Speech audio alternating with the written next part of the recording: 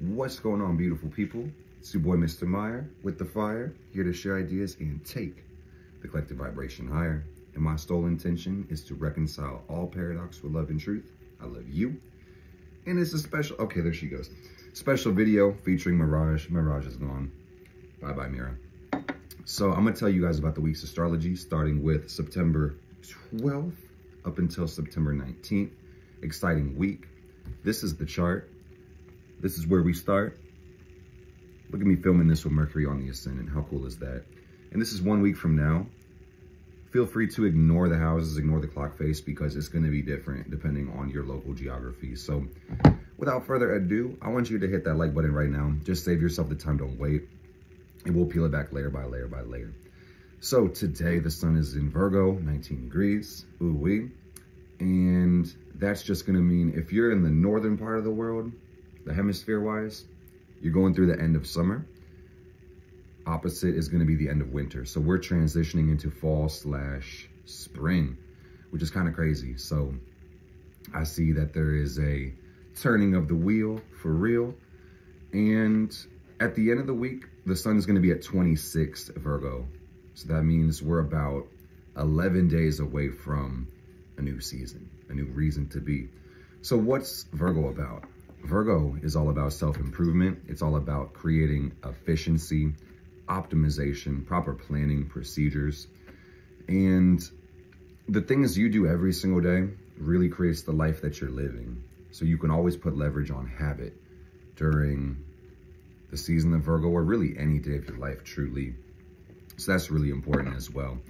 Stay a student of the game, work on your skills, and then just think about the person you want to be and what they do every single day, and you can kind of reverse engineer it that way and experience profound results. So that's cool. Virgo is all about results, is get it done, plan, take the action, and also try not to get too frustrated, because where Virgo is concerned, speed does matter.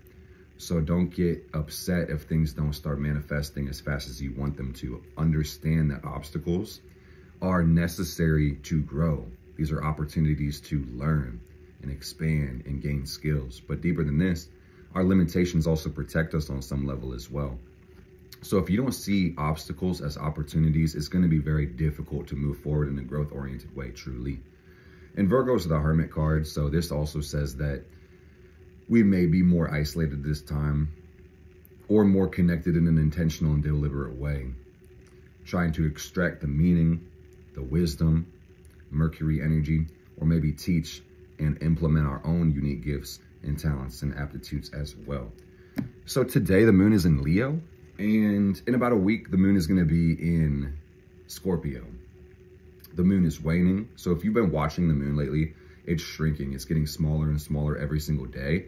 And on the 14th this week, which is super exciting, guys, Thursday night, we have a full, no, my bad. Hold up, y'all. Mercury's still retro. You got to be careful with how you communicate. We have a new moon in the sign of Virgo.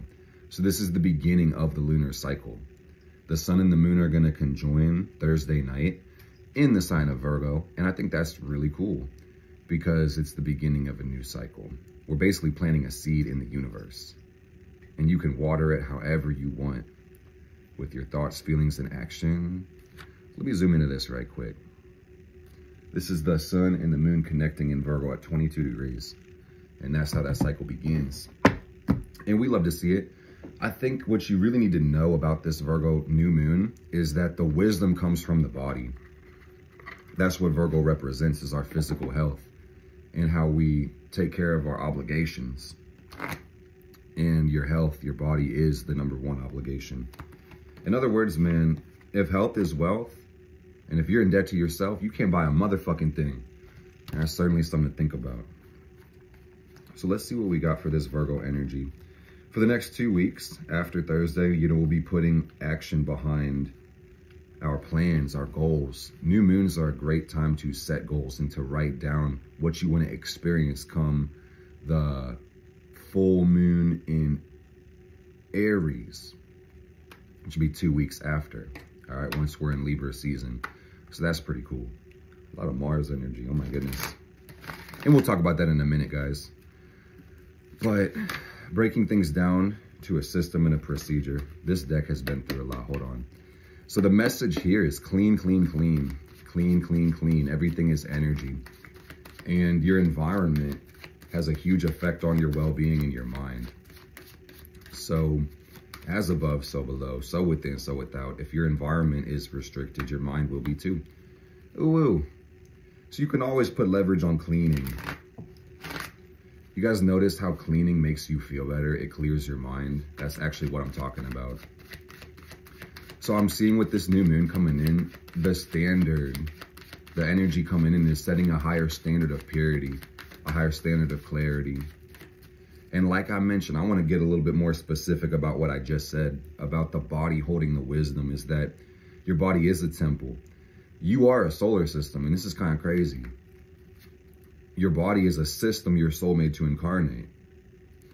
So what I'm trying to tell you guys is that your neurological impulses, even your muscular system, your skeletal system, your vital organs, these are actually going to show you something about your soul, show you about your spirit, show you about the space that you're in the astral plane, shows you your frequency, your vibration.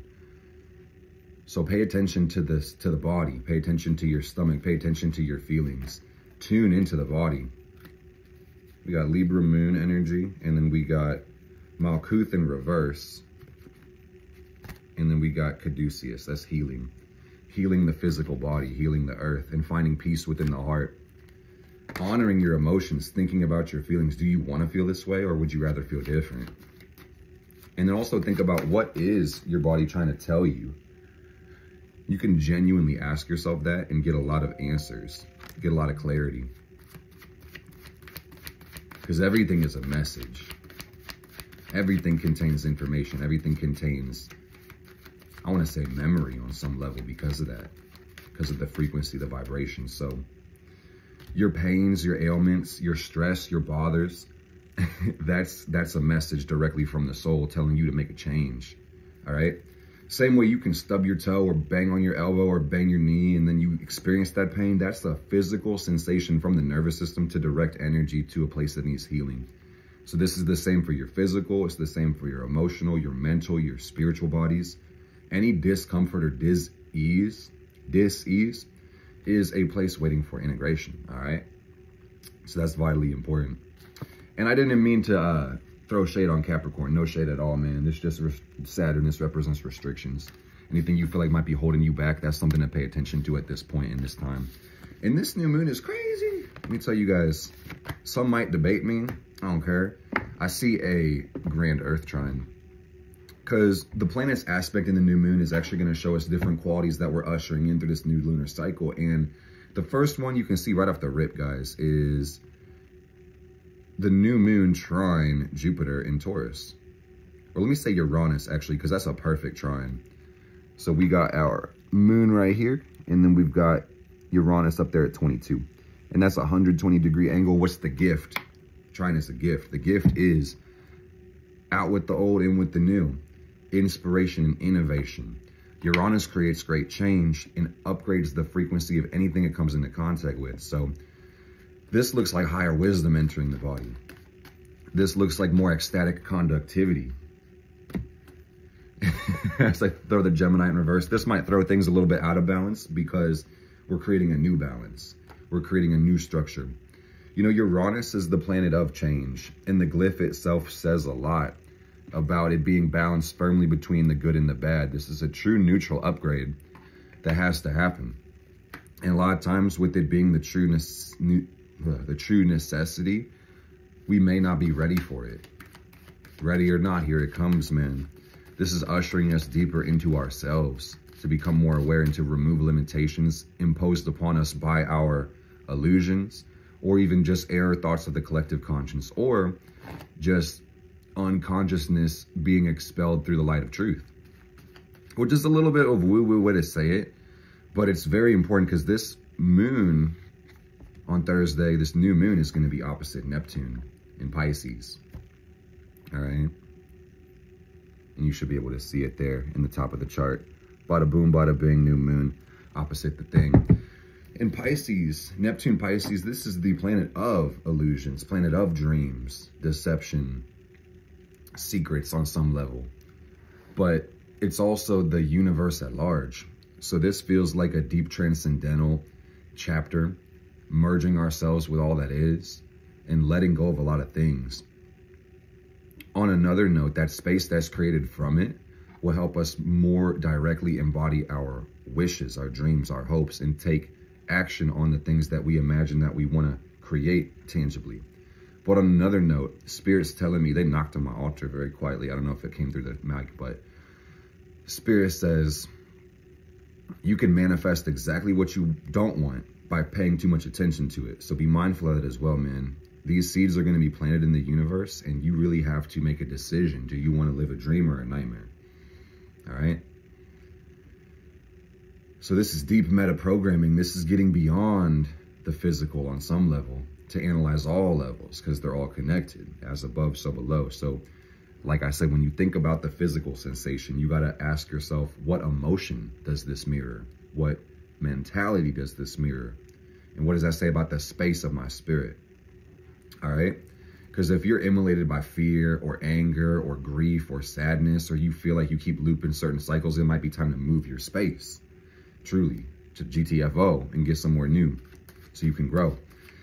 And like I said, some might not agree with me, but I see a grand Earth trine, because we have the sun and the moon conjunct trining Uranus, but also Pluto's in Capricorn at 28 degrees. And that's about a 7-degree orb for the trine. That's bigger than some people would consider a trine, but I don't give a fuck, man. I use a 360-degree orb on a trine if I have to, man. Make that shit work. That's dumb as hell, but either way, it's kind of funny. So what does the grand Earth trine mean, dude? This is a big-ass gift of what? Earth energy, practicality, logic, stability, resource, finance, aka making shit make sense and moving forward in a very growth-oriented way. Not leaving things up to hope, wish, or chances, and then just structuring your life for success. Oh, yes. Can I get an oh, yes in the chat? Are you excited? Let me know in the comments right now. What are you manifesting with this new moon? What are you bringing in? What seeds are you planting? Let me know in the comments below. Me, personally, with this Uranus new moon, I'm manifesting freedom. I'm manifesting healing. I'm manifesting better health, because Virgo is the sign of health.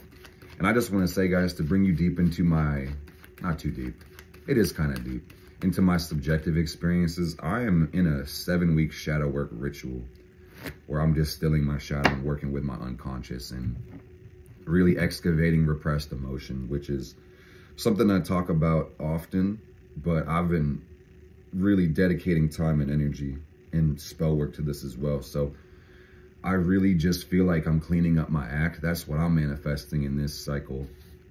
As above, so below, getting my physical better, eating better food, sleeping better, drinking more water, exercising, and then also just holding space for my mind and emotions to be more authentically expressed.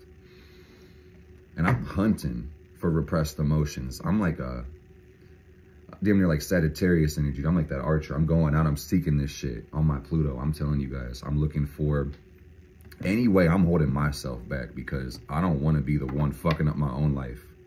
You hear me? That'd be terrible.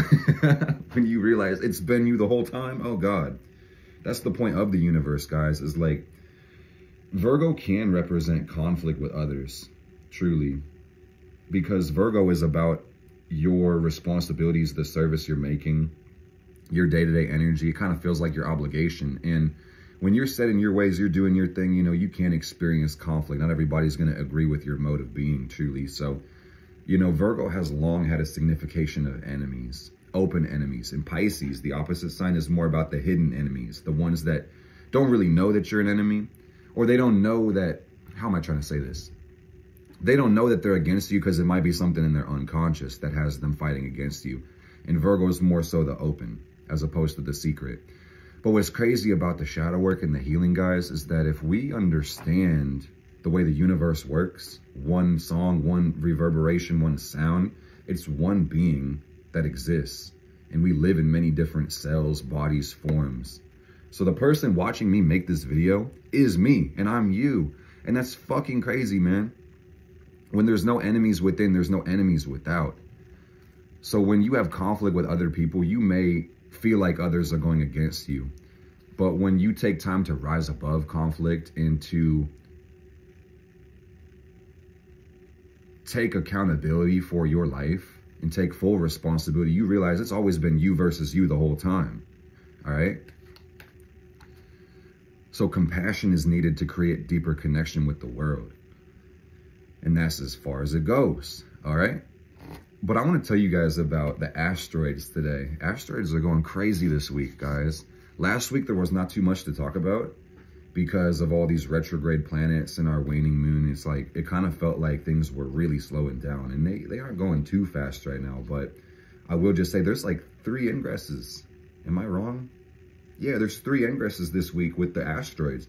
And I'm using the 4 major ones. So, I mean, realistically, if we get in the asteroid belt, there's probably way more than that, you know, but I'm just trying to keep it simple for you guys, because when we get into the roids, man, they can get addicting. We can talk about that shit all day, so let's not do that. So on the new moon, on Thursday, we're actually going to see Vesta go into Cancer. And Vesta, Hestia, the goddess of the hearth and the home, she represents the sacred flame that burns forever. Hold up. She burns forever, all right? This is your connection with your sacred will, your divine will, your true purpose. That's the interesting thing about Vesta, is that when you start studying it and you read about it, people might say that's kind of what you're invested into, but for a deep spiritual reason, you should be able to see. So Vesta's collective transit talks about, what are we transforming? What are we purifying? What are we calcinating and burning the fuck away? And for a while with Vesta and Gemini, it's all been about clearing out your mind, clearing out your environment, clearing out the clutter, and clearing out the house. And I love you guys' comments, man. They always give me such perspective. Some of y'all said, my life in my house has never been cleaner, man. It's out with everything, trying to create more space. So what's Vesta and Cancer about? Vesta, and simply put, Vesta and Cancer is about clearing up your heart, opening the heart, removing toxic emotions. This could also be healing in the family. Oh yeah, most definitely. And I kind of see this with the way Vesta works and the way Vestals operate. It's like, we might kind of see ourselves bouncing back and forth between being super closed off and keeping to ourselves and not really spending time with others, and then being super involved in our community and serving with our hearts as well. So you do well to try to create a balance. And do remember, self-preservation is required to keep the evolution wheel spinning. So don't let other people's emotional weight hold you back from doing what you need to do to survive, okay? Kind of broad, but that's a guideline for this transit. So that's very important as well. And the day before, so this will be Wednesday, this will be tomorrow, we also have another asteroid ingress, but I wanted to talk about Vesta first because we were still on new moon mode. But Pallas Athena is ingressing into Libra. And Pallas Athena, that's the goddess of wisdom. That's the goddess of truth and military strategy and metalworking and all types of other things, man. That's Vesta at 2 Libra. So that's going to say that she was actually going through Virgo for the longest. So really, the intellectual pursuit, the wisdom we've been trying to gain was about the body. It was about service and health and things of that nature. Now it's going to be all about love. It's going to be all about truth and balance and peace and justice. All the good Libra things, man. And that's just going to say that Pallas is applying to Mars, which we'll talk about in a minute. But make it make sense and find your peace is really what I'm seeing with this one. And I'm jumping the gun to Mars and Libra already. This is a good time to get physical, to get active, and to really take action on balancing out your body, getting stronger, getting more adept with combat. Some people would rather never fight a day in their life, and that's all the more reason to learn how to fight. Truly. Preventative maintenance is one of the most important things you can do. In other words, getting ready, staying ready, so you don't have to get ready all of a sudden and maybe not even be fully ready. You feel me? So this would be a good time to go to a gym or join a sparring gym specifically, or martial arts or something like that, or maybe even just train more at the house, you know. This could be not only good for your physical health, but also your mental well-being with this transit. is what I'm seeing. And on another note, we're going to talk about this one, then we're going to get into the actual planets, because somebody like, what the fuck? On Friday, that's going to be the 15th. We've got Ceres moving into Scorpio. And Ceres is the meter. That's the grain goddess. That's the, I want to say, eternal mother. Yeah, that's all about nurturing. And Ceres is kind of an overbearing mother. You know, Demeter, she lost her shit when Persephone got brought into the underworld, if you're familiar with the myth. Ceres is the goddess who keeps all the harvest alive, and she rules basically nurturing. Not only did she have a daughter, which she was very much absorbed with and in love with, Ceres is the mother of the earth on some level, giving us all sustenance and support and survival. And when Pluto took her daughter, she went into the deepest depression and said, fuck all this, man. I don't even want to do this anymore. So then winter became a thing, you know, and we lost the sun. We lost our ability to sustain life. And until Persephone came back, Ceres said, I'm not doing this shit any fucking more. Y'all can give me my daughter back, or else I'm not going to grow shit. You feel me? And what's interesting, we talked about this last week, but Ceres has been square Pluto in Libra. Libra Capricorn, that's a square, that's a 90-degree angle, and this does highlight mother issues 100%. This shit feel, I almost want to say, like, it feels biblical, but it's really not even the Bible. It's that Greek mythology. So y'all, if y'all can find something in the Bible that corresponds, let me know. But this is definitely not new energy. There's nothing new under the sun. But what I see with this Ceres square Pluto was mother issues on all sides, you know, whether that's oppression from your mom, because really kids are kind of subordinated under their parents, and it's the easiest for a woman to put control or power over their children, you know. And on some level, that's healthy. On some level, that is how you protect a child, how you bring a child up in the world. But when control and power starts to supersede love, then it becomes a little bit toxic. Then it becomes a little bit more detrimental to our well-being. So there's a lot of spectrums with this square. For some people, it's cutting your toxic mom out or setting boundaries. For some people, it's completely opposite. It's like moms not tolerating their children being dickheads, man. Because being a mom is the hardest job in the world. So there's a deep need to forgive our mothers, because, you know, we can't give what we don't have. And even if you're the most well-meaning parent in the world, you're still going to fuck up, man. And that's really the sad part about it. Come here, Mira.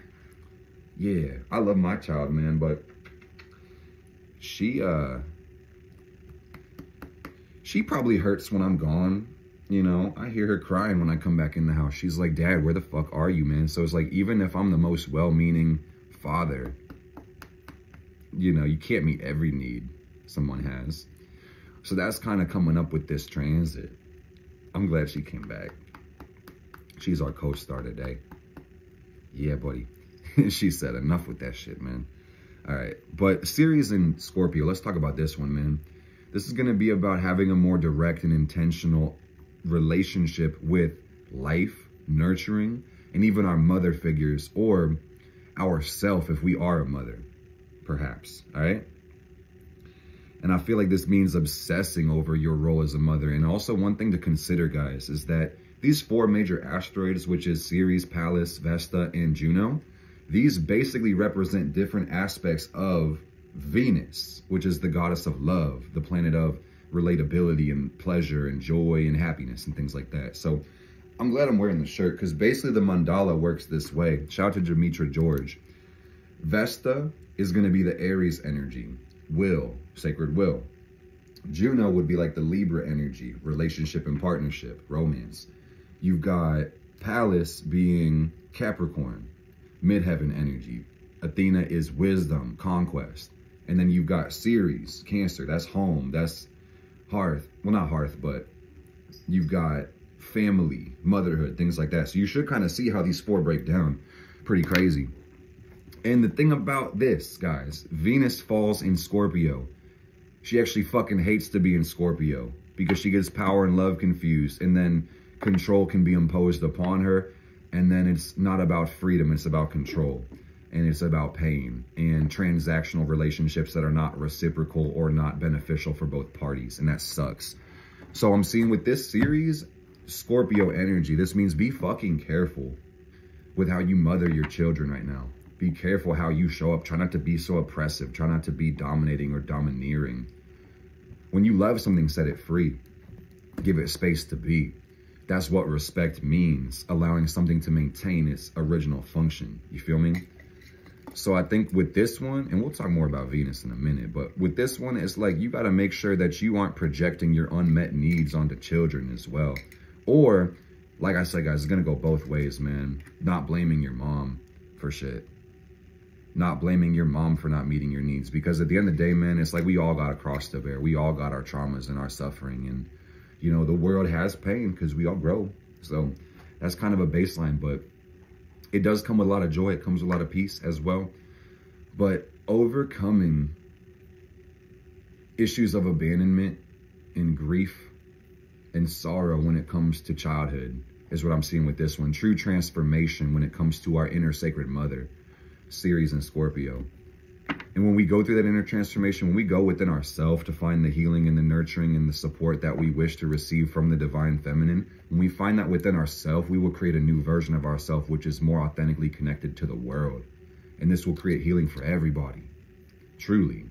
Because it is one universe. We talked about that in the sense that when you connect with yourself, you connect deeper with the world. When you heal yourself, you heal the world. When you hurt yourself, you hurt the world. So let's be intentional with our love and our life. Very cool. And I'm feeling like I beat that one to death. But let's talk about Mercury now. I mean, it was Scorpio, so I had to beat it to death. Get in the gym, man. Start your martial arts journey. So, Mercury is the sign. Fucking what? Mercury is the planet of communication, speech, intellect, travel. Oh yeah, Mercury's great. You couldn't even think about this shit without Mercury. Mercury's the ruler of Gemini and Virgo. And a lot of people will hate on those signs, man, but they use the same energy that those signs gave them to hate on them. And it makes no fucking sense, bro. It's stupid. You know, and that's lower level astrology. If you watch my channel, you already understand that you are everything in manifest and unmanifest existence. You already know that you have all 12 signs in your chart and you resonate with all of them. You have all the planets too. So Mercury retrograde, first of all, Mercury in Virgo is home, like we just said. So that means the mind is working as it should. Should is a weird word, but this means that the perception is based on facts, based on logic. It's an earth sign. It's rational, it's deductive, it's subtractive. Mercury in Virgo is about taking things apart and then putting them back together. And then when you do that, you realize, damn, there's like 4 leftover pieces. Why the fuck were they here in the first place? That's how we create efficiency. You feel me? A Virgo person would like take apart a clock just to figure out how it works. And that's why Virgos are good at astrology, if you really think about it for a moment. Crazy. What is this? I take from this, I'm talking my shit on my 3rd house Pluto, guys. Connect with your soul, though. That's really the message of Mercury retrograde, is that perception is reality. So when Mercury goes retrograde, our perception slows down. And that also means that we may experience weird complications in the collective world too, because think about this, man. If Mercury rules communication, perception, and intellect, it's going to rule everything built out of those energies as well, aka, or in an example, technology. Technology is built out of intellect, communication. So your cars, your trains, your planes, the buses, the phone, the computer, all of this shit might slow down during a Mercury retrograde. And the beautiful thing, guys, is that Mercury is not going to be retrograde all week. It's about to be over. So today, as I'm filming this, Mercury is at 8 degrees of Virgo. And at the end of the week, 9 degrees of Virgo. Mercury is retrograde right now. That's going to mean that Mercury is going to basically switch its direction. I believe it's Thursday. And, well, Thursday to Friday. It's somewhere in between that space. And then we're going to switch over. But do keep in mind, when Mercury's transiting the zodiac, let's do it this way on my shirt. You know, and Earth might be somewhere in the middle. Or we're on the geocentric perspective, basically. It's like you see Mercury transiting through the signs. We're going to go this way, actually, because it's in Virgo. So it went this way, and then it reversed around And what's crazy is now Mercury has to pick up the pace and kind of go back over the stuff that we missed out on, or the retrograde motion. So this is going to mean that when Mercury gets out of its retrograde motion and goes direct, it's going to be in the post shadow. And there's a pre and a post shadow, and the pre shadow basically just means the space in the constellation that Mercury is going to have to transit over again. So that's like the pre shadow. Then it'll go retrograde, and then it'll stop and go direct. And then after it switched its directions, that's the post shadow. So we've got the post shadow coming up, and that's just going to mean that things are getting back on track. Communication will speed back up. It will also be a little bit more clear if you take the time to organize your thoughts. But beyond all this, the point of Mercury retrograde in Virgo, on a really deep level, because I can keep it mundane for you guys. I know that we can talk about clean your damn room, delete apps off your phone, remove people from your friends list, add to that fucking block list, you know, clear not just apps off your phone, but apps off your computer. Start making folders for your notes. Write shit down, make lists, get organized is a Mercury retrograde thing in the physical. But on the metaphysical, guys, if you remember that Mercury's perception and it's slowing down, you have a window of opportunity to scry your soul, which is really cool. And this means that psychoanalysis, that self-discovery, that individuation accelerates during a Mercury retrograde if you're paying attention, right? Meaning, think about your thoughts, think about your feelings, think about where you need to connect with your soul, think about the parts of you that don't feel whole. And then you'll have more clear direction as to how to integrate these at this point.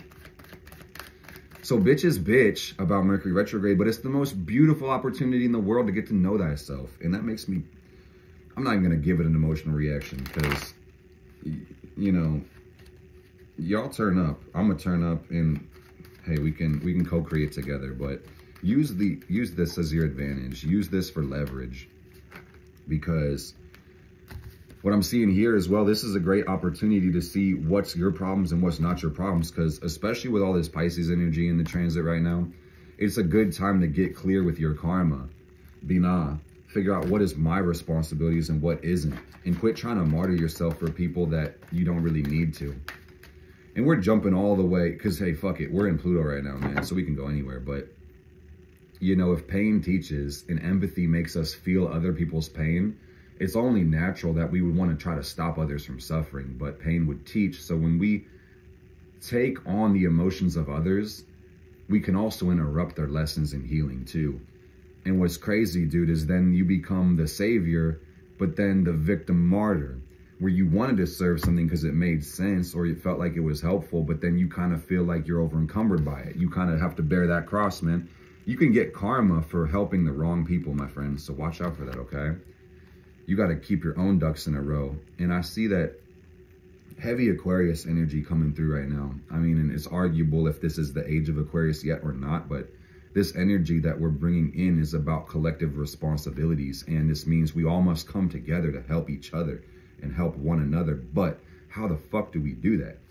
Principle, truth, rising above the false crown to get wisdom. And that's just going to mean that you are... This is kind of like esoteric, but I want to make it so simple every fucking human, even first graders, could understand this, man. If we're all one being, we just have to take care of ourselves, because when we do that, we take care of everybody else. So model leadership. Be your best self. Take care of your responsibilities and encourage and assist others in doing the same for themselves. But don't step in and do the work for other people. That wouldn't help them learn. You can bless someone and give them a fish. They'll eat for a day. But if you teach someone to fish, they're never going to be hungry, all right? So that's something to consider at this time. If you're hungry enough, you're going to eat. I'm going to have to teach you how to, I'm going to have to teach you how to fish, man. Because if you're hungry enough, you're going to want to fish. You're going to want to eat. But it's about rising up and doing the damn work yourself, truly. That's what this actually is about. Is that empathy is important for us to connect with the world, to be able to see others and relate to them and know our place. But at some point, our hypersensitivity to other people can create this dynamic where we feel the need to create service. This is a real Virgo message. Create service for other people when they haven't served themselves. And these people may pity themselves immensely because they might want pity from others. And it's okay to want sympathy. It's okay to want compassion. But the thing is, guys, if you don't give yourself compassion and pity, you have no business receiving it from the world. And that's cold. That's dry. Some of y'all still don't understand what I mean. And that's not an insult to your intelligence, but try to think about it. The world, you get what you deserve, basically. And the world should not give you what you're unwilling to give yourself. And on some level, it can't, because that's a lack of reciprocity. Saturn doesn't fuck with that. So I'm telling you, man, you got to be careful about the people that want your help incessantly and cut ties with them as well. Especially with Ceres in Scorpio, what I'm seeing is a lot of people who have their unresolved mother issues might get a little bit more attached to other people through this transition at this point. So watch the fuck out for that, man. Sever emotional parasites and emotional ties, soul ties, and bondage. Cut fucking cords, set boundaries for motherfuckers who just leave you dry, drained, and depleted. Because you aren't giving them any help. You're not serving them. You're only helping their chakras spin backwards and let them be full with your essence, man. And that's not good, bro. You're going to have to release when it comes to that. Crazy stuff. When I do these videos, girl, I have notes to kind of show me the astrology, but I speak mostly through the heart, and I let spirit speak through me as well. And I just feel like there's compassion fatigue here. And it's just hard because we don't want to feel other people or see them suffer because it's hard. And on some level, we might actually feel it as well. So that empathy makes it hard not to assist other people and step in for their problems, man. But you got to really rise above that need to be a savior to realize most people, every fucking body inadvertently creates their own bullshit. Even me, man, let me tell you. I can only speak these things from experience. So you got to let people fail. You got to let people fuck up and learn, because that's how we grow. You know, and you got to offer support, but not interrupt somebody's growth or create the system for them, you know, or do the work for them, I should say. You can help people with systems, but the work is the work, man. And you're going to be doing this to your damn self in the age of Aquarius. That's how this shit goes. All right. So let's talk about Venus now, because this is about love. This is about connection. Venus is all about beauty and relationships. And we talked about the 4 major asteroids, kind of showing different aspects of how Venus operates. But just understand that Venus right now is in the sign of Leo, and she's been here too fucking long, y'all, with that retrograde. I mean, not long enough, apparently, because she's still here, because it's going to take a little bit more time. Venus is at 13 Leo today. Next Tuesday, she's going to be at 16 Leo. So she's going through her post shadow. It's taken her a minute to get right. And she's trying to pick up all that lost ground. What have we been doing in the meantime with Venus and Leo? Loving on ourselves. And if you're not, life is getting really shitty for you. I'm telling you. I can see it. And I can feel it in the energy of the universe, dude. It's just how it is. Venus Leo is a love of self. It's a love of life. It's the sun ruling over Venus. And what's crazy about that is that any planet in Leo is ruled by the sun, meaning if you look at the sun, you'll see how it's being modified. And this means that even though even though Venus is in Leo, it's kind of like a Virgo Venus because the sun is in Virgo, right? So what does that mean? Is that while the need of Venus is to love ourselves and to open the heart and straighten the spine, all that Leo energy, is going to say that this new energy we're receiving from the sun is kind of saying, but we feel like we want to serve other people. We feel like we want to take care of others. We feel like we want to be our best self. We want to be recognized and accepted and acknowledged. The thing about Virgo sun, guys, and I made a whole video about why Virgos are like that, and I recommend you check it out because it's the most detailed Virgo video I've seen, is that Virgo is an innate ability to better yourself because of Mercury's process of deduction. It essentially subtracts instinctively, and this just means that we're creating efficiency. Bars. So what's crazy about this, when the sun is wrapped up in Virgo, this is going to mean that there's pride and there's ego and there's self-awareness coming through that self-improvement or that efficiency, service, energy. And that's going to mean for love right now with Venus and Leo, some people feel like they got to do too fucking much. They got to put themselves on the cross, Jesus Christ, for somebody to be like, oh, damn, thank you for martyring yourself. Let's not do that, man. Because damn near half the people are like, Jesus, I didn't fucking ask you to do that shit, bro.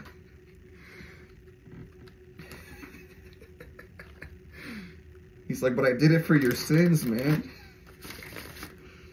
Bro, I didn't fucking ask you to do that shit, bro. And now I have to sin, because apparently you martyred for that.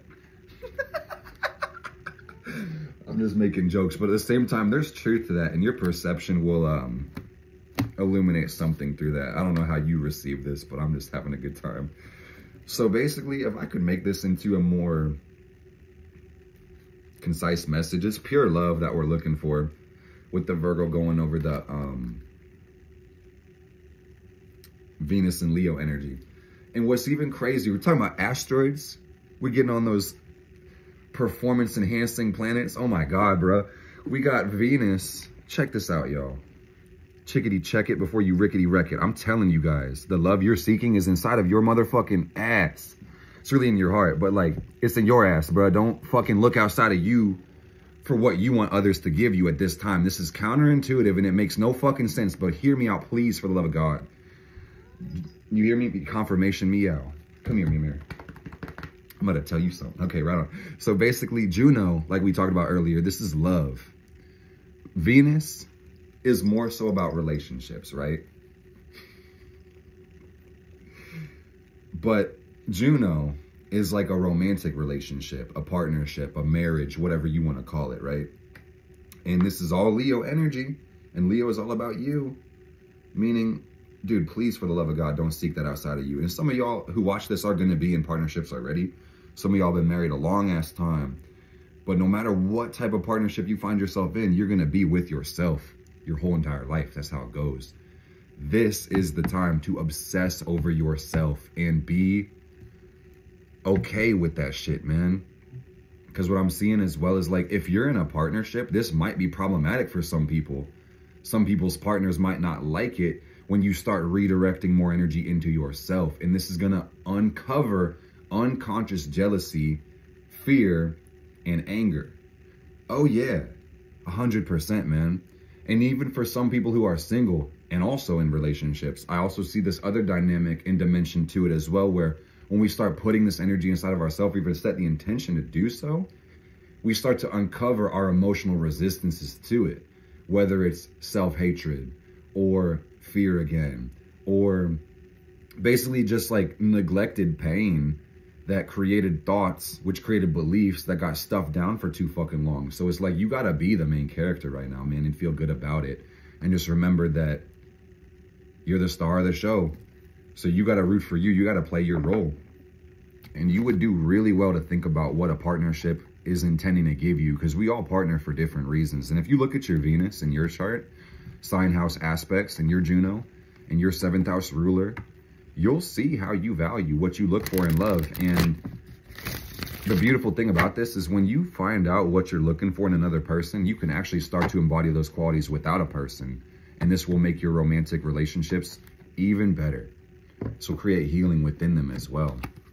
So that's really important, is that we got to get out of the, see that Jupiter in reverse? We got to get out of the fucking avoidance, out of this feels good, it's carefree, this feels amazing, and get into like, how the fuck does this restrict me and keep me in the same fucking cycle? Real shit, man. Venus, Pluto energy. It's like some of this love that we're experiencing collectively is not fucking love. It's really just control and attachment. And on some level, that's going to lead to abuse. Some of y'all still don't fucking hear me. Hear that shit again. All right? So this is about obsessing over yourself, loving yourself, and providing all that you require so you don't be detrimental and dangerous to other people. You feel me? Because here's the thing, man. If you want something from somebody that you were meant to give yourself, you'll create a form of attachment and you won't feel loved because you're missing something inside of you. All right? So no matter, it's like no matter what they give you, no matter what you're receiving, it won't ever be good enough for you. Understand that. And this is difficult, man, because don't get me wrong, like, it's easier said than done. But what I'm feeling mostly is fear. It's really fear that's holding us back from love.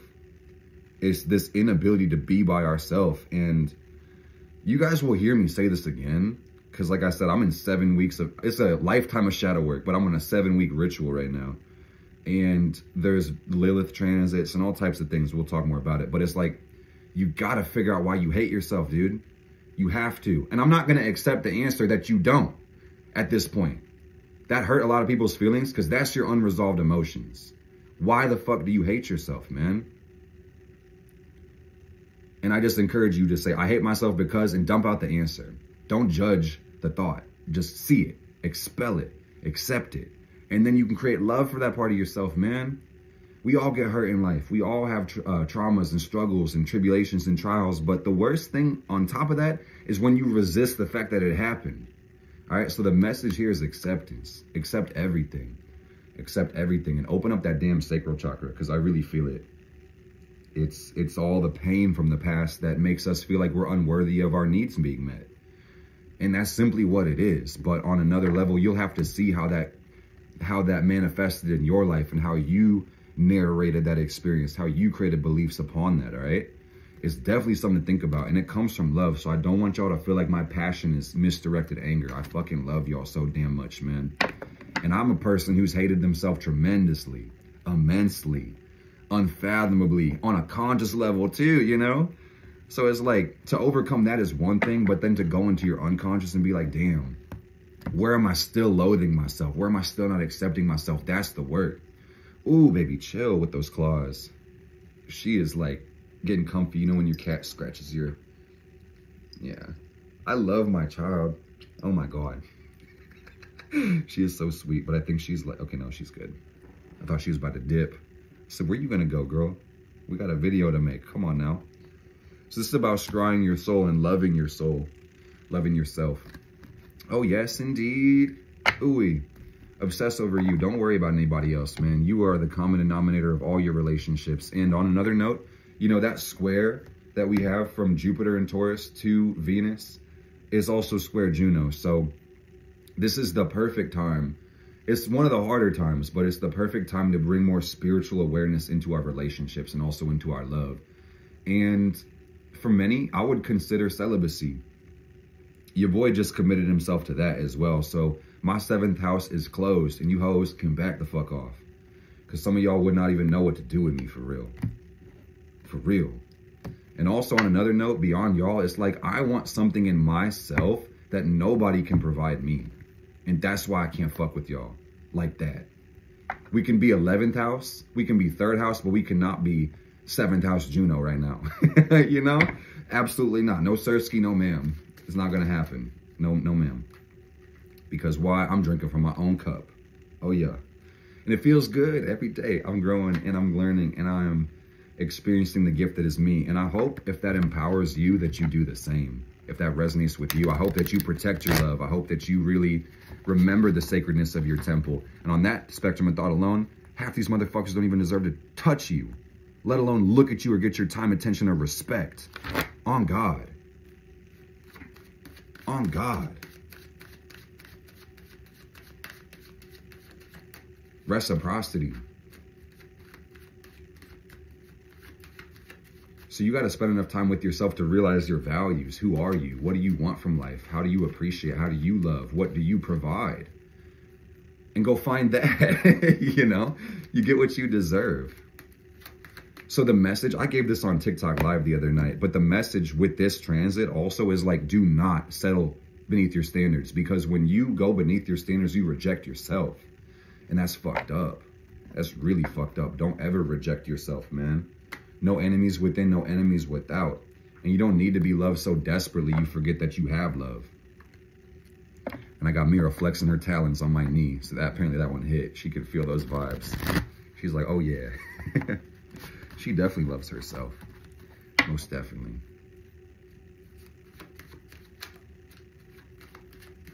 And I also see with Leo, really quick before I move on, I do want to mention that Leo reflects our purpose because it's the sun. It's our sense of self and our journey as a hero. So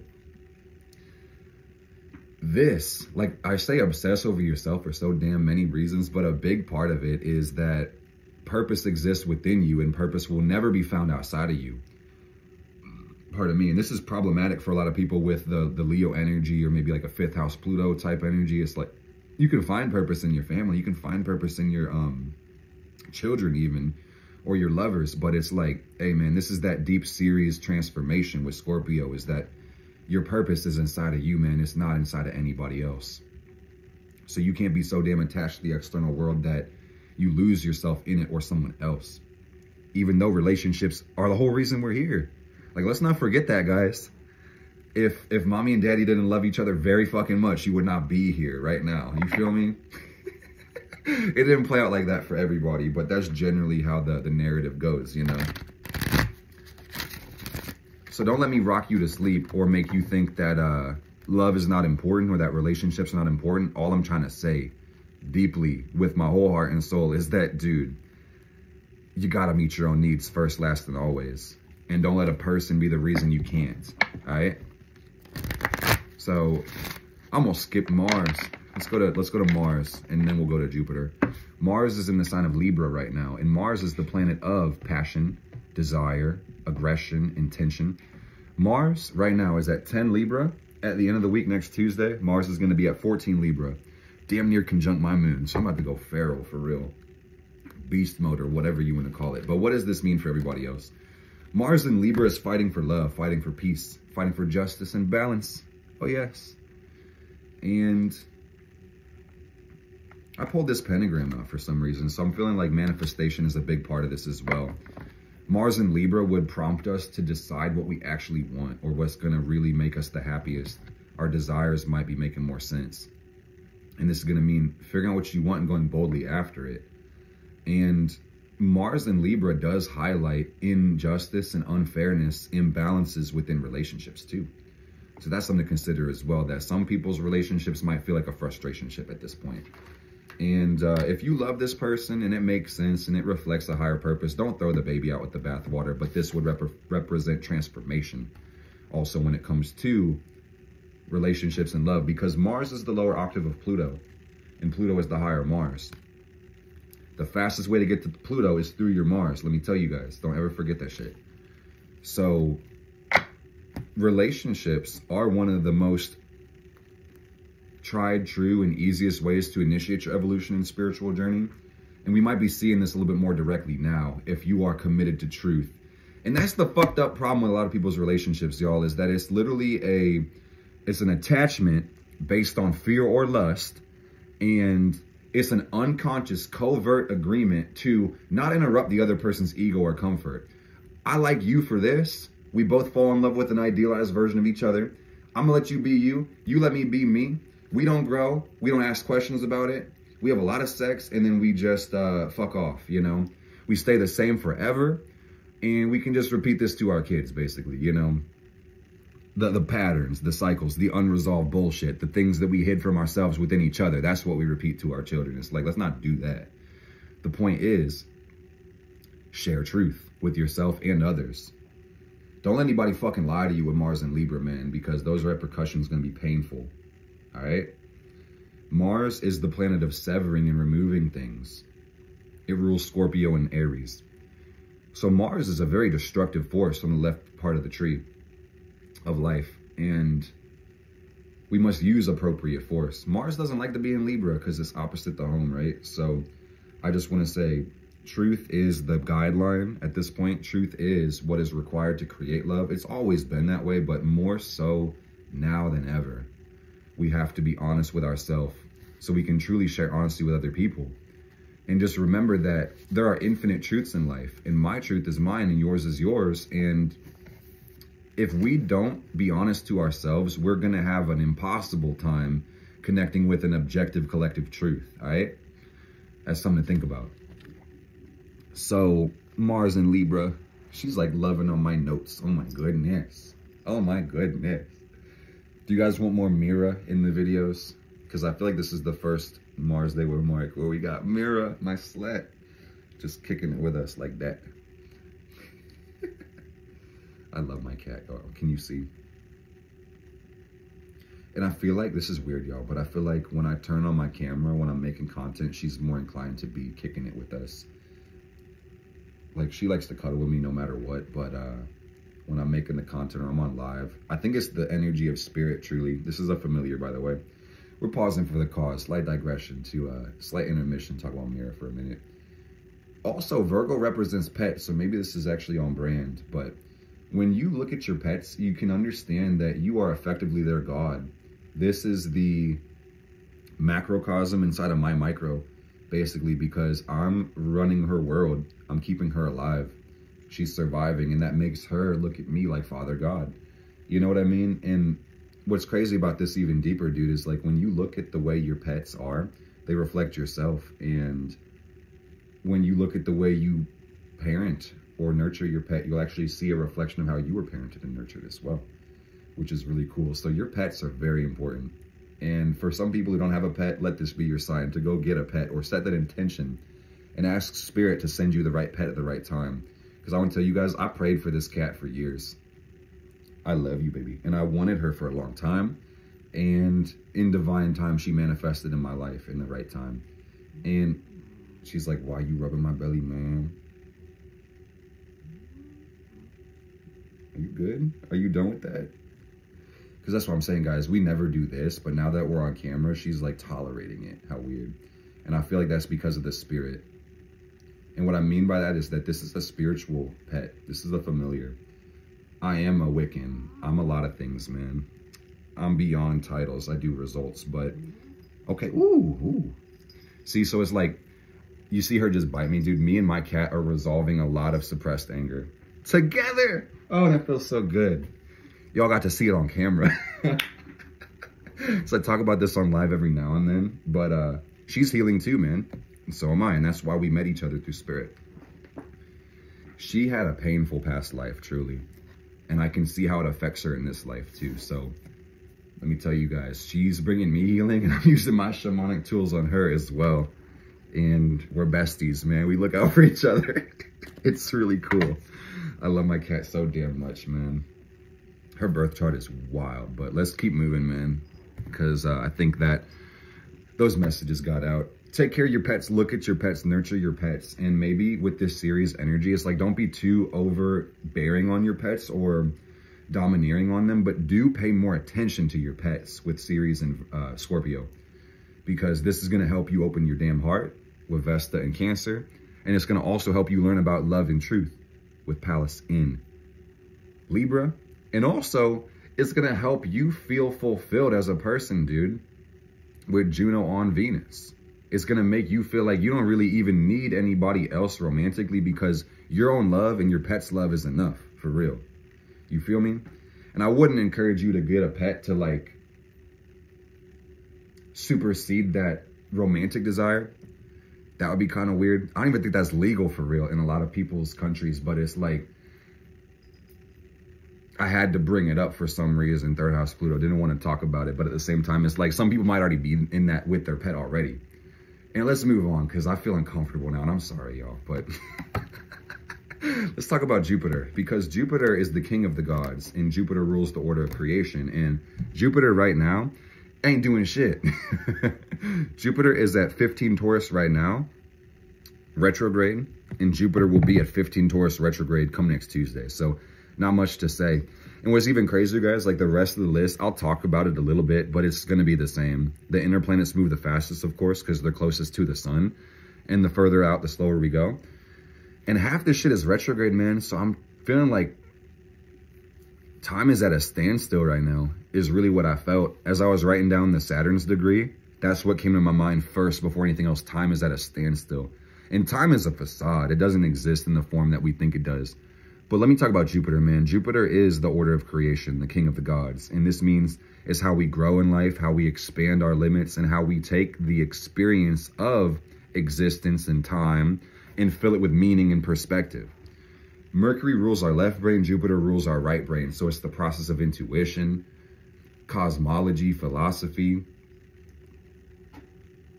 Jupiter goes hard, bruh.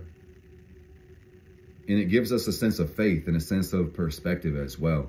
It colors our life with meaning on a broad soul level, but even on a minute to moment level. Jupiter is going to be the deductive meaning that we put around things on a round level. And Mercury would be like the facts and the knowledge, basically. So with Jupiter going retrograde, Well, first of all, Jupiter and Taurus, simply put, we've been talking about this for a long time. Jupiter is a 1-year transit through each sign, a 12-year loop. So Jupiter Taurus is about expanding the earth, expanding our divine feminine energy, expanding our money, expanding our pleasure, our joy, our stability, all the Taurus things. It's a real collective glow up that we're going through right now. So, hey, now is the time to be on earth, man. Jupiter Taurus is fun, but this could look like an excess of growth as well. And what that means, I don't really know. Ground yourself is what I'm called to tell you. Spend more time with the mother, spend more time with the earth, and breathe into the earth, because wherever your attention goes, your energy will flow. You can breathe into the earth. You can pull in the mother's energy from the earth. And that would be very wise to do with Ceres and Virgo, is when you're going through transformation, when you're going through deep, yeah, I feel it so deep in my third eye. Thank you, Spirit, for helping me speak the truth. When you feel fucked up beyond recognition, y'all, that's going to be your sign to get your ass on the earth and breathe into the ground so you can transform yourself. And breathe out into the earth, because the universe can circulate and exchange and recycle this energy perfectly. But you can't, on the other hand. You gotta let things out.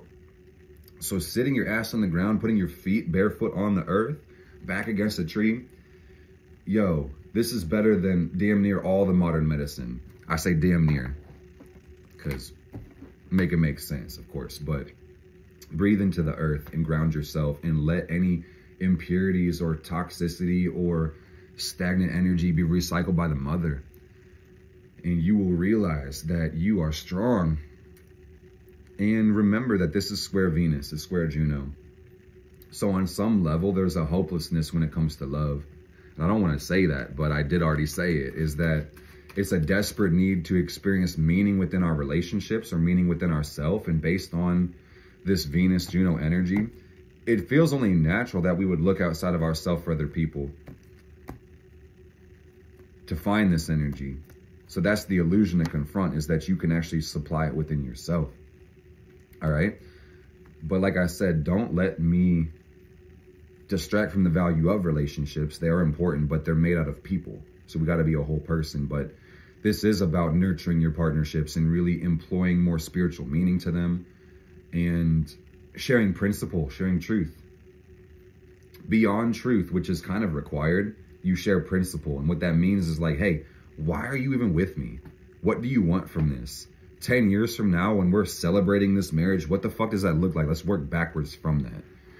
If we're not having that conversation, what the fuck are we doing in each other's lives besides distracting each other? And that's important for a romance, but that's also important for every relationship, even business or platonic. It's like, hey, you can do it 10 years, a year, 6 months, 1 month. Ask, what do you like? If this was great enough for us to celebrate in the future, what does it look like? What do you want? Communicate your own needs as well. Ask for what you want. But when it comes to a more broad Jupiter retrograde lens, I'm getting to my notes now because I just came through the heart. But understand that Jupiter slowing its direction, or reversing rather, and slowing its energy down means that we have to be more intentional with the way that we structure our growth and expansion. All right. And what that's going to look like is grounding for your growth. Sitting by the tree will help you, but don't fucking wait for luck to sort your shit out. Don't wait for miracles to fall in your lap. Ask yourself, what do I have to do to make myself grow? And this is that grand earth trine with this new moon on Thursday night, the 14th of September, is that be about your business, plan this shit out and make it make sense. And I'm telling you, this gift, this energy is going to help you really succeed. You'll actually be able to see crystal clear what objective things and how can you utilize your resources to hit the goal, man. The problem is you can't hit a target you're not aiming at. And some people would rather be in the gray area rather than know that they're in the red of failure or the green of success. And if you're not measuring something, you can't improve it. And all you will ever get is inconclusive results to these experiments. Like just throwing, it's like, you know, you're playing darts, but you close your eyes and then you spin around a bunch of times, then you start throwing. Don't do that. That's actually not even going to help you get score. It might be dangerous for other people too. So thank you, Spirit, for showing me that, because that's something I'm going to think about too. Sheesh.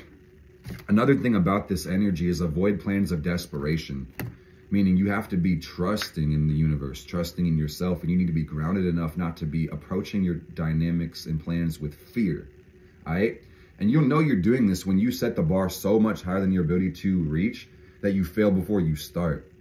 And I kind of feel the need to tell you guys on my Saturn Taurus, because I have a Taurus energy very deeply, some of y'all who are resonating with that desperation fear, you're going to have to cross off like half of your goals, maybe more of them.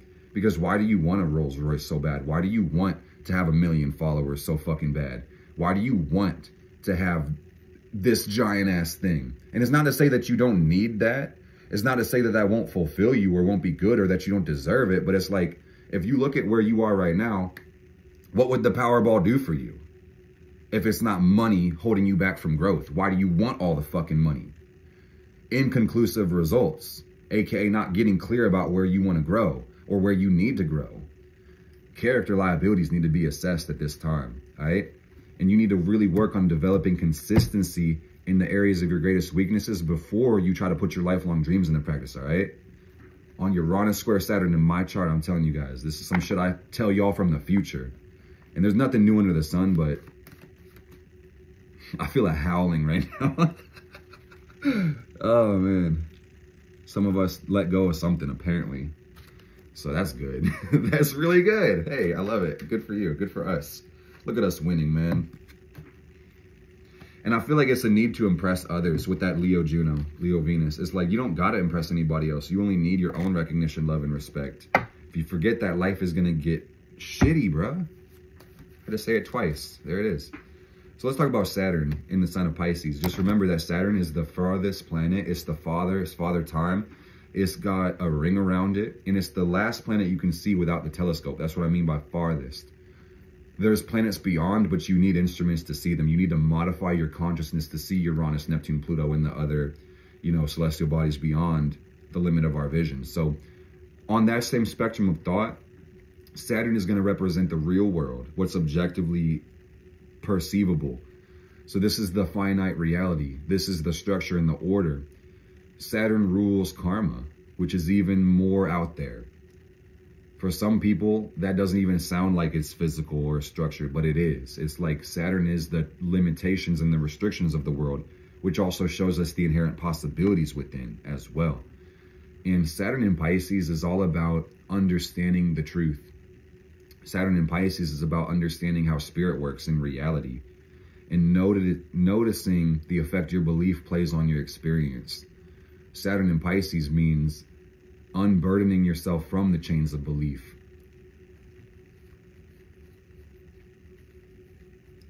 And working on the unconscious for the collective conscience. Because when we talked about Virgo, which is Pisces' sister sign, we talked about how there can be conflict with others because of who we want to be. And that's Virgo.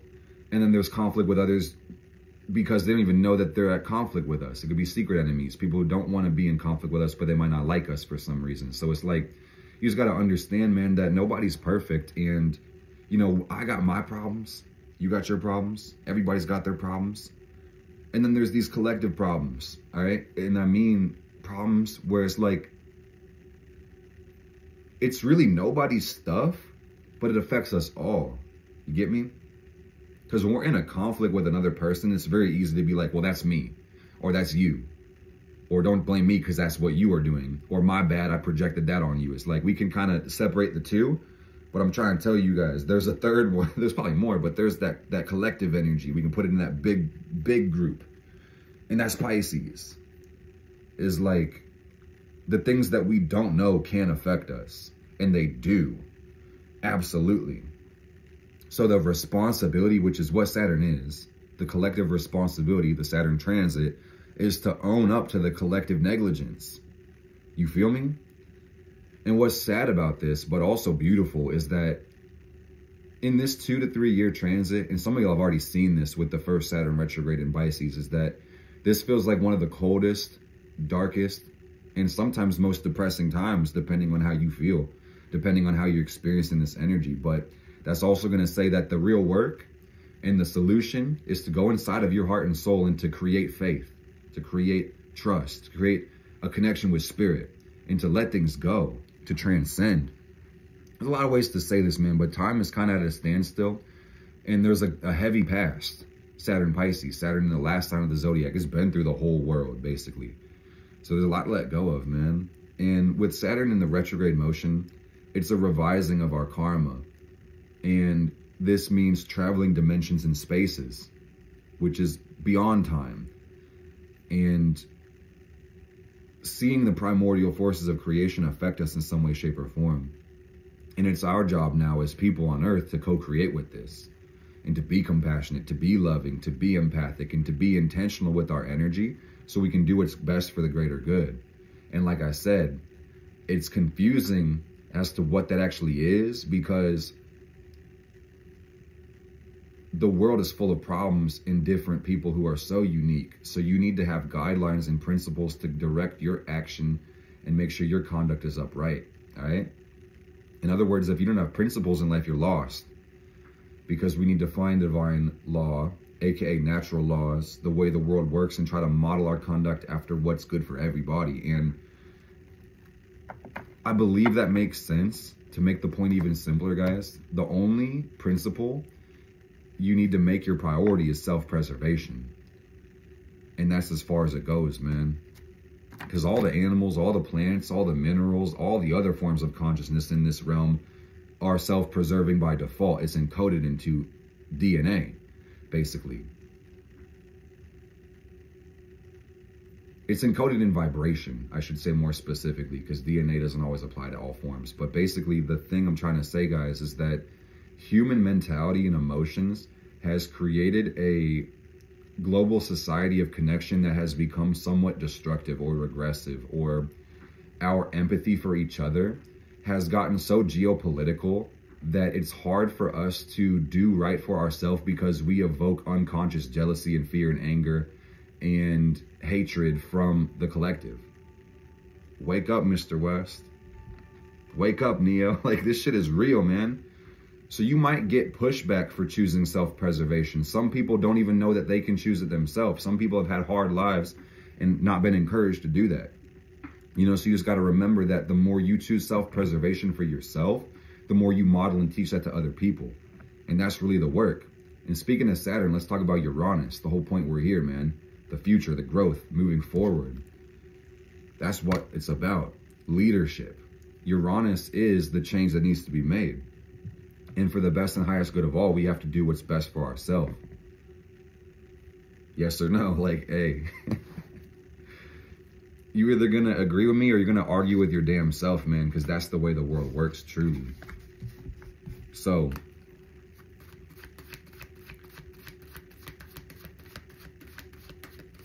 and don't let that trigger your ego, man. Listen to the principle. It's not about me. It's about the words I'm saying. All right? 7. Yeah, Saturn energy for sure. So Uranus is in the sign of Taurus, and Uranus raises the frequency of everything. So the Earth is upgrading. We see this trine with the new moon. We talked about this already, guys, but do pay attention to your body in this cycle, because with the retrograde Uranus, it feels like individuation is happening less directly, meaning that you actually are going to have to really pay attention to yourself to initiate your growth and evolution. And I feel like that's always a constant, but you'll see with Uranus retrograde this happening less collaboratively and more independently, which is kind of interesting to think about. But yeah, the time to go within is MF now, man, and resist that urge to be afraid of finding yourself. 7, Saturn, Sun. Don't be afraid of connecting with yourself. Don't be so afraid of persecution or rejection that you deny yourself what you need from yourself, because that's a big part of what this energy talks about, is that, you know, being so wrapped up in the collective issues that you kind of feel for some reason or think for some reason that you don't have the time, resources, or energy to give it back to yourself. And if you follow this principle, trust me, guys, the more you give to yourself, the more you would have for other people as well. So if you have that deep empathy, that deep desire to serve the greater good, serve your damn self, man. And I'm telling you, you'll get way closer to the work faster than you thought you could, all right? That's how we really manifest this shit. And there's a need for mantra as well. There's a need for song. There's a need for vibration. Reverberation of the voice is a very important thing with Uranus and Taurus, because when we embody the sign that Uranus is transiting, we will raise our vibration. And this is throat chakra blockages being busted down in the collective conscience. So Uranus and Taurus said you need to straighten your back also, truly. Like Leo energy is a thing, but the throat. You know, most of our phones kind of, I don't want to say the phone necessarily, but the way we use our phones through our physical body, it's easy to be looking this way, dude. And this is not good for your back. It's not good for your spine. I was watching a video today, dude. It's actually not good for your jugular as well. It's actually bad for your circulatory system as well. So it's going to be very important for us to not look down, try to look straight, or maybe even look up a little more to kind of rebalance that neck and then sing, reverberate, vibrate. I was watching a TikTok. Let me tell you guys about what I be seeing. I was seeing this lady, I get good readings from her, good messages from her. She's a great spiritualist. And she was talking about like acupuncture, acupressure, and like cupping, where you can kind of like bring more blood flow into parts of your body. That could be a good thing. Like maybe a neck massage might be something to look into at this time. Uranus and Taurus says the more comfortable you get, the more vibration you can hold, or the higher your vibration can go. Breath work. There's so much changing in the world. It's easy to be confused about like, hey, where's the money coming from? Or where's the stability coming from? Or can I trust the government? Can I trust society? Like, Uranus is going through a lot of changes, so the world is too. And while it might sound or feel counterintuitive, I'm telling you, the more relaxed you can get, the more powerful and free you're going to get as well. And this is going to say you need to remember you can always afford to slow down. All right? Like, we don't want to be lazy. Laziness is the bane of this earth world, truly. It corrupts the world. Laziness creates avarice and greed and fear. It's your obligation to Malkuth, in other words, discipline, to overcome laziness. But do understand that there's a time and place for everything, man. So it's like you can be lazy at the right time. You can work at the other time. But don't get these energies mixed up, man, because then work becomes less productive and rest becomes less restful. All right? Separate the two. Ooh. I feel a lot of pressure in my crown and my third eye, so I feel like this is that thunderbolt. You know, I'm gonna throw a couple at y'all. The world is healing. Neptune is in Pisces, and I just want to say, who the fuck do you got confused, man? It's you and you, and it's only been you the whole time. So try to make that shit make sense with the element of spirit. Neptune in Pisces. We already talked about Saturn, so yeah, I don't think I gotta go too much deeper into it. It's been there for the longest, man. Goodness, man. Try to ground down your ideals, make them real. Spirituality is a beautiful thing, but if it doesn't support your physical reality, you're kind of lost, and you might be... I hate this political correct world. You might be kind of fucking retarded for real. And I mean that etymologically. You might be slow as fuck. No shade to anybody with mental illness or handicaps. But dude, if your spirituality doesn't support your practicality, you got to get right with yourself, man. And right with the fucking world. All right? Woo! All right. Because that word is powerful, man, and it's been so over fucking used. It's like you offend people when you say that shit, but it's really, that's what it means in that circumstance, all right? It's like everybody's entitled to their beliefs. Everybody's entitled to their spirituality, but at some point, we have to make it make sense in the world, and we can't make it harm other people. I feel like the Wiccan read is really going to be the rule collectively, or we'll catch on at some point, man. If it harms none, do what thou wilt. But if it harms other people, fuck out of here with that shit. Truly. And at some point, you got to ask, man, is it really harmful? Or are we just virtue signaling? Are we just trying to be a victim to get sympathy or pity or energy? Saturn in Pisces, Neptune in Pisces is going to say, man, I don't want to point the fingers, but let me just say, some of us, actually all of us, we got to take it collectively, man. All of us have fake empathy somewhere.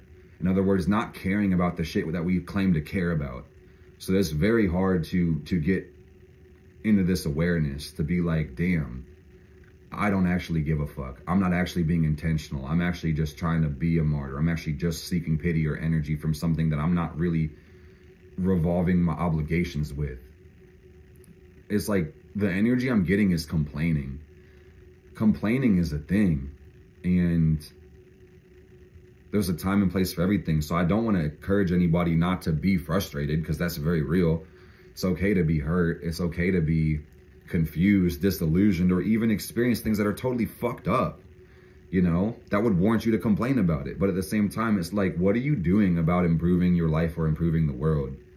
On some level, complaining is wasted fucking energy, man. If we're not working on a solution, we're wasting each other's time and energy.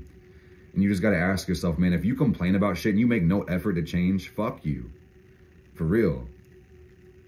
And fuck your feelings, man, because Saturn doesn't give a damn about them. Truly. You get what you deserve in life. You're either part of the problem or you're part of the solution. And it can't be both. I mean, I don't want to digress into that. But yeah, let me just leave it at that. Because that's really the point I'm trying to get as far as reconciliation goes. Is that it probably could be, now look at me digressing. Probably could be both. But at the same time, you got to make sure that you decide which side you're on. And check in every now and then, man. The moment you think you have it figured out is the moment you become a dangerous fucking person, dude. For real. You know, so you always need to have that healthy caution as far as like, damn, am I doing the right thing? Am I in the right place at the right time? Am I doing the work how it needs to be? Are my actions helping others? Are they supporting? Are they hurting others? That's a safe space to be in. Trust me, guys. The confusion that comes from that might hurt, but it's better than feeling like you got it all figured out and being a detriment and a harm to yourself and other people, because nobody can tell you shit. The world can't teach you. You can't evolve because you're too in control of your ego. Fucked up. All right? Yeah, man, the moment you think you have it all figured out is the moment you lose yourself. Truly. That's a lot to take in, guys. This is crazy. So, Pluto, 28 Capricorn. Pluto is the great revealer. It's the soul. And you'll see that in your natal chart, but you'll see the oversoul in transit. And you got to get with the program, man. Or else the program going to get with you and transform your ass. Truly. That's just how it works, you know? So get excited, man. The universe is one thing. So Pluto fucking scares people because it's our unconscious. And there's nothing to be afraid of because it's still you. There's nothing to be afraid of because it's you. But you know that the things that you don't know can be scary. They can create change. Change is uncomfortable for a lot of people. So it's like there's a natural fear of Pluto in the unconscious and evolution itself. But evolution is the meta desire of the world. All right? So you got to get with the program, man. And what is Pluto in Capricorn, aka Saturn? Look at the real world and be responsible. I could keep it that simple. The rest is commentary, truly. Be responsible. Be a part of the solution. Don't be a part of the problem. Also, the government's not your friend. That's very facts. The government might help you. You might benefit from this system inherently on some level, but the government doesn't care about you. The government is an organism itself. The government is an entity. It's a being, all right? And every being functions off self-preservation, you guys. So remember what I was saying is that at some point, this shit will eat the weak because it wants to survive and be stronger, all right? So do your part in the collective conscience. Do your part in the world. Save yourself, and free all others, all right? Pluto will move into Aquarius, and then the war will be on the mind. And it's always been there for real if you really think about the planes of correspondence. But get with the program, y'all. All I can say is ground yourself down, be real about your life, and consider the business that you run. Consider the way that you conduct yourself publicly. Be the same person everywhere that you are, so you can really be a reflection of truth, so other people can benefit from knowing you.